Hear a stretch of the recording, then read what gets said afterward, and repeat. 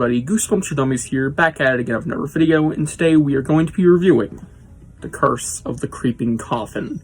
Now, this is one of the most amazing GYG cover arts of all time. Absolute fire, cooked here by Mark Nagata, as almost per usual. It's very, very good, and I think it is one of the most atmospheric and amazing pieces in all Goosebumps. Yeah, immediate glazing. Can the book reflect that, though? I literally have nothing to say from this intro, so let's just dive in and see. Now for the blurb. They're real deadheads. Okay, what a lame pun. You're off to visit your grandmother, whose house backs up to a graveyard. At first, the tombstones seem far away, but every day they move a little closer. Then you discover the headstones are disappearing, but the dead aren't gone, for ghosts are moving right into your grandmother's house. If you decide to stay, you must battle a warrior ghost. If you decide to run, one of the kid ghosts will follow you home. Will you be haunted for the rest of your life? The choice is yours in this scary Goosebumps adventure that's backed with over 20 super spooky endings. Oh, scary. Yeah, this is one of the better GYGs, I'd say. This one is very good, and I genuinely recommend this one just because of how fun it is and how much it has going for it in general. As per usual with a really good GYGs, there's some banger endings, most notably the horse ending, where you may or may not be riding him for eternity. It's not a sexual... But yeah, great endings in this book all around. There's some really dark stuff happening. And the book is insanely fun. I take entertainment value seriously when it comes to GYGs, because that's their whole shtick, you know what I'm saying?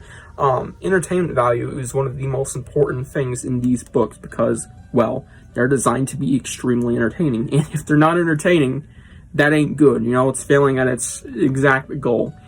And this one does not fail at all. And one of the biggest reasons why it doesn't is because of its insanely good balancing of horror and comedy. Yeah, for once, I mean, not for once, but for a weird instance of this book, it is really well done. I think this one is equally as funny as horrifying, I guess. But, of course, you're not going to get scared, because I'm assuming everyone watching this is at least 10, and it's not going to be that scary. It balances that stuff out really well. Some really dark and scary bits, but also, you know, some genuinely funny moments and ideas here.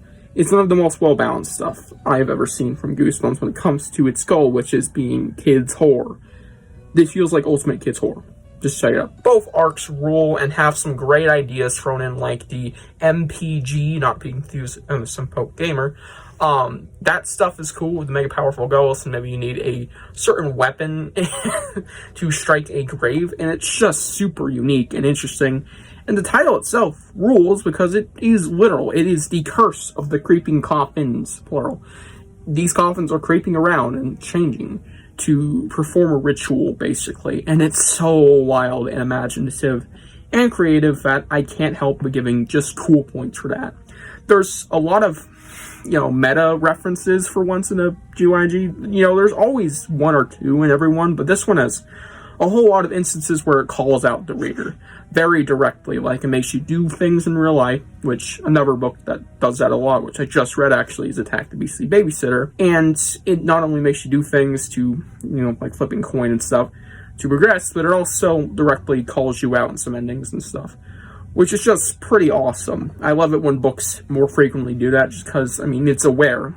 It makes that very clear, but it's also very fun in that regard. And with the meta stuff, there's also a very abrupt reference to It Came From Beneath the Sink, which is really fun. And yeah, all of this is adding to the insane entertainment value that this book provides, and it utterly slaps. It's easily one of the most readable and recommendable GYGs, I think, of the first 10 even.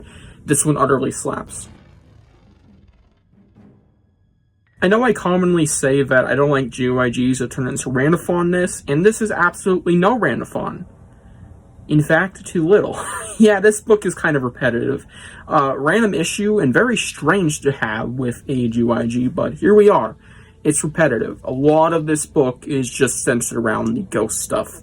And I wish there was just a little something more to come from this. There's little, you know, variation here and there, but not enough to garner what I feel would be a GYG story. I wish there might have been maybe another subplot, you know, because there's always a side story within an arc that might have varied. There was a little remote thing, and there was, I believe, a reference, this whole segment almost, to it came underneath the sink, which is good. It's just like, I wish there was a bit more to keep it a little less repetitive. But yeah, everything else from everyone else nitpicks. So let's just dive into those real briefly.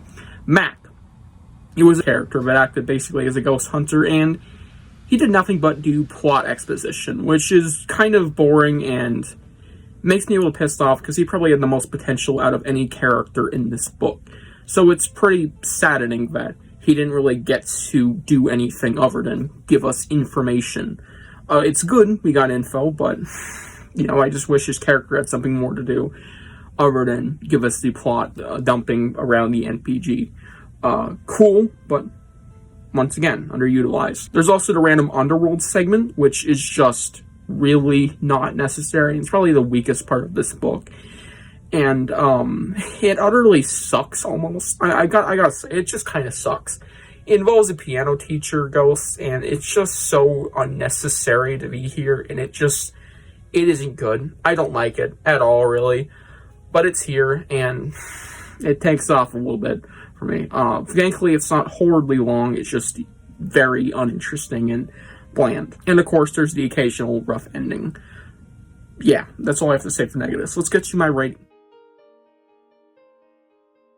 I give this book a 9 out of 10. I wish it varied from the initial plot we have set up here, and then just mostly involve ghosts, because about 92% of this book's all ghost stuff. I wish it had a little bit more variation, but overall, it's amazing. Borderline amazing. And it is a very highly recommendable GYG that would absolutely rock if you read this in the fall or late fall, October, November time. Yeah, very fun and imaginative. Hope you guys enjoyed this book review, and tell me what you think about Curse of the Creeping Coffin down below, and I'll see you guys in the next one. Bye.